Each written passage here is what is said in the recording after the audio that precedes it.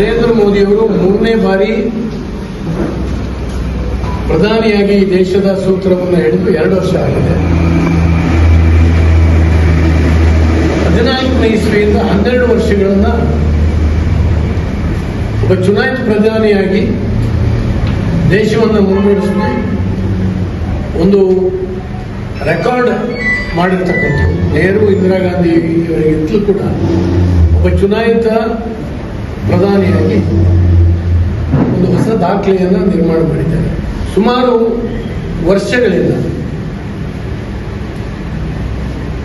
ಹೋರಾಟ ಮಾಡ್ತಾ ಸಂಘಟನೆಯನ್ನು ಕಟ್ತಾ ಬಂದಿರತಕ್ಕಂಥ ಒಂದು ಪಕ್ಷದ ಕೈಯಲ್ಲಿ 14ನೇ ಇಸ್ವಿ ನರೇಂದ್ರ ಮೋದಿಯವರ ಆಡಳಿತ ಆರಂಭದ ನಂತರದ ಒಂದು ಅವಧಿ, ಎರಡನ್ನೂ ಕೂಡ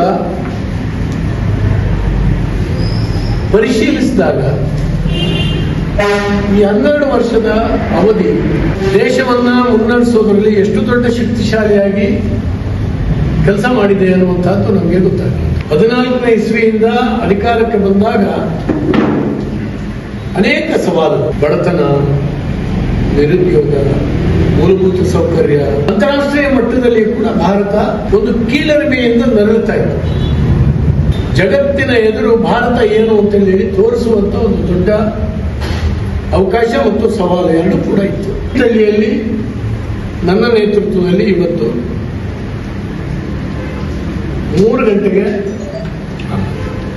ರಾಮ ಮಂದಿರದಲ್ಲಿ ಹಿರಿಯರ ಜೊತೆಗೆ ನಮ್ಮ ತಾಲೂಕಿನ ಗಣ್ಯರ ಜೊತೆಗೆ ಸಂವಾದ ನಡೆಯುತ್ತೆ. ಸಂಜೆ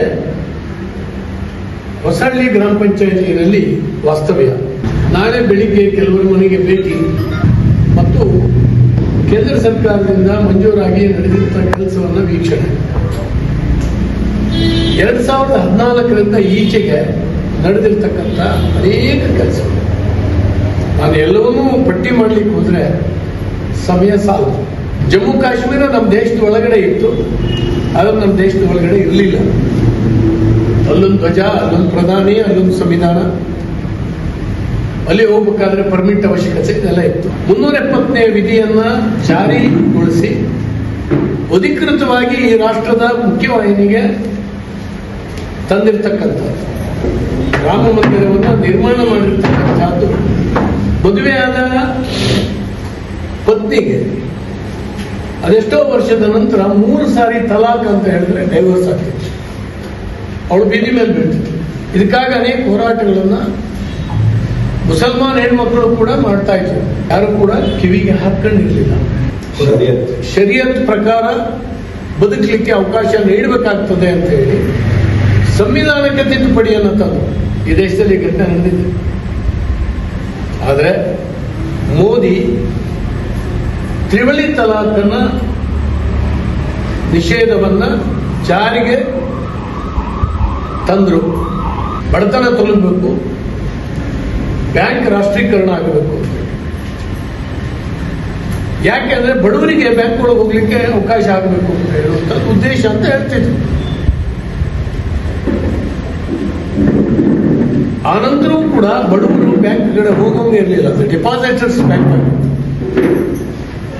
ಬಡವರು, ಕೂಲಿಕಾರರು, ದಲಿತರು ಬ್ಯಾಂಕ್ ಒಳಗಡೆ ಹೋಗಿದ್ದು ಇಲ್ಲ. ಆದರೆ ಮೋದಿ ಜನ್ಧನ್ ಅಕೌಂಟ್ ಅನ್ನ ಪ್ರಾರಂಭ ಮಾಡಲಿಕ್ಕೆ ಆದೇಶವನ್ನ ಕೊಟ್ಟ ನಂತರ 58 ಕೋಟಿ ಕುಟುಂಬಗಳು ಯಾರ ಅಕೌಂಟ್ ಬ್ಯಾಂಕ್ನಲ್ಲಿ ಇರಲಿಲ್ಲ, 58 ಕೋಟಿ ನಾವು ಗಮನಿಸಿ ಬಡವರ ಖಾತೆಗಳನ್ನು ತೆರೆದು, ಜೀರೋ ಬ್ಯಾಲೆನ್ಸ್ ಖಾತೆಗಳು, ಜನ್ಧನ್ ಅಕೌಂಟ್. ತರಕಾರಿ ಮಾರಾಟ ಮಾಡುವಂತ ಹೆಣ್ಣು ಮಕ್ಕಳ ಆದಿಯಾಗಿ ಇವತ್ತು ಡಿಜಿಟಲ್ ಇಂಡಿಯಾ ವ್ಯಾಪ್ತಿಗೆ ಸೇರ್ತಾ ಇದ್ದಾರೆ. ನಿಮ್ಗೆ ಚಿಲ್ಲರೆ ಇಲ್ದಿದ್ರು ಅಡ್ಡಿ ಇಲ್ಲ, ಇಲ್ಲಿ ಸ್ವೈಪ್ ಮಾಡಿ ಹೋಗಿ ಅಂತ ಫೋನ್ ಪೇ ಮಾಡುವಂಥದ್ದು. ಇದು ಇಡೀ ಜಗತ್ತಿನಲ್ಲಿ ನಂಬರ್ 1.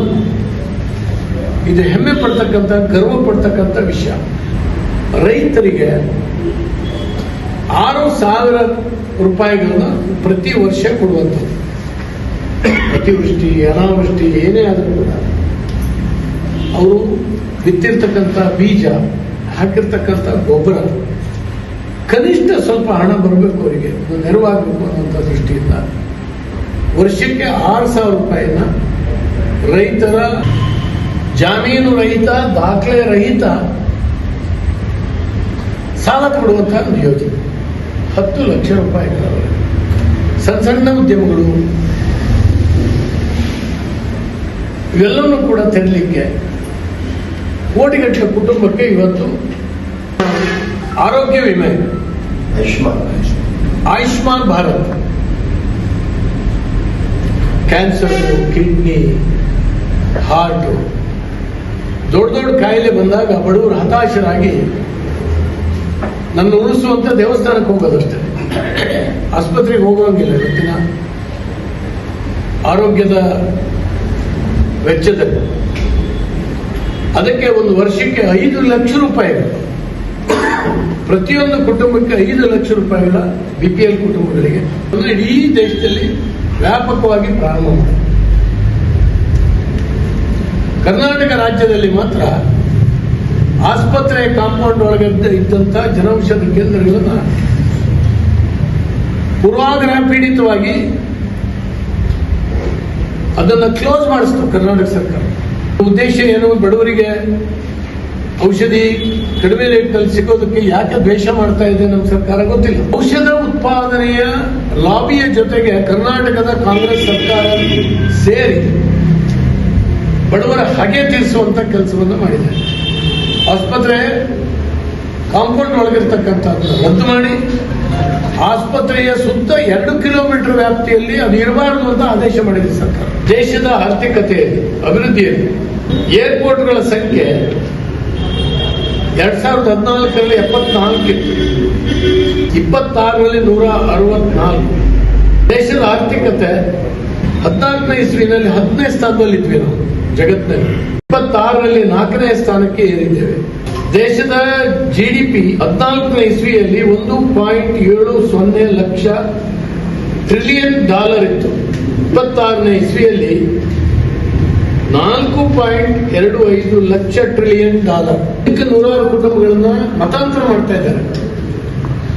ಅವ್ರಿಗೆ ಇವ್ರು ಕೇಳಲಿಲ್ಲ, ನೀವು ಯಾಕೆ ದುಡ್ಡು ಕೊಟ್ಟರು, ಎಷ್ಟು ಬಂತು, ಲೆಕ್ಕಾಚಾರ ಎಲ್ಲಿ ಅಂತ ಕೇಳಿದ್ರೆ ದೇಶಭಕ್ತರನ್ನ, ವ್ಯಕ್ತಿ ನಿರ್ಮಾಣದ ಕೆಲಸವನ್ನು ಅವಿರತವಾಗಿ 3 ವರ್ಷದಿಂದ ಮಾಡ್ತಾ ಬಂದಿರತಕ್ಕಂಥ RSSನ ಬಗ್ಗೆ ಮಸಿ ಬಳಿಯುವಂತ ಪ್ರಯತ್ನಗಳು ಯಾರೇ ಮಾಡಿದ್ರೆ ಅದು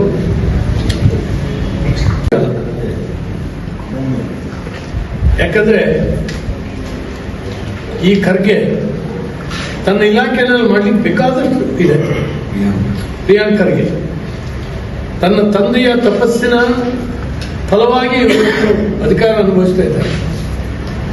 ಅವರ ತಪಸ್ಸದು. ಹಾಗಾಗಿ ಒಬ್ಬ ಸಮರ್ಥವಾದಂಥ ಗೃಹ ಸಚಿವನಾಗಿ ಈ ರಾಜ್ಯದ ಶಾಂತಿ ಸುವ್ಯವಸ್ಥೆಯನ್ನು ಕಾಪಾಡುವಂಥ ಕೆಲಸಕ್ಕೆ ಮೊದಲನೇ ಆದ್ಯತೆ ಕೊಡಬೇಕು. ಅವರು ಪ್ರಿಯಾಂಕ್ ಖರ್ಗೆ ಅಲ್ಲ, ಪ್ರಚಾರ ಖರ್ಗೆ.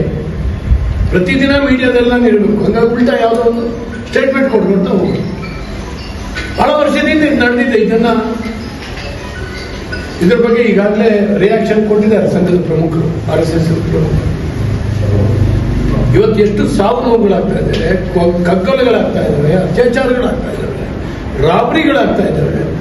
ಅದರಲ್ಲಿ ಪೊಲೀಸರು ಎಷ್ಟು ಜನ ಇನ್ವಾಲ್ವ್ ಆಗ್ತಾ ಇದ್ದಾರೆ. ಒಂದು ಭಯಾನಕ ಸ್ಥಿತಿ. ಆ ಇಲಾಖೆಯನ್ನ ಒಂದು ಸಮರ್ಥವಾಗಿ ನಿಭಾಯಿಸಿ ಒಂದು ಸರಿದಾರಿಗೆ ತರಬೇಕಾದಂತ ಕೆಲಸವನ್ನ ಮಾಡೋ ಕೆಲಸನ ಪ್ರತಿನಿತ್ಯ ಹಗಲು ರಾತ್ರಿ ಮಾಡಬೇಕು ಖರ್ಗೆ ಅವರು. ನಾನು ಯಶಸ್ವಿ ಆಗಿದ್ದೀನಿ ಅಂತ ಹೇಳ್ಕೊಂಡ್ಲಿ ಎಲ್ಲರೂ ಬೆಂಬಲಿಸೋದು. ಮೀಡಿಯಾ 9 ಕನ್ನಡ ನಿರ್ಭೀತಿಯಿಂದ ನಿಮ್ಮ ಜೊತೆಗಾರ.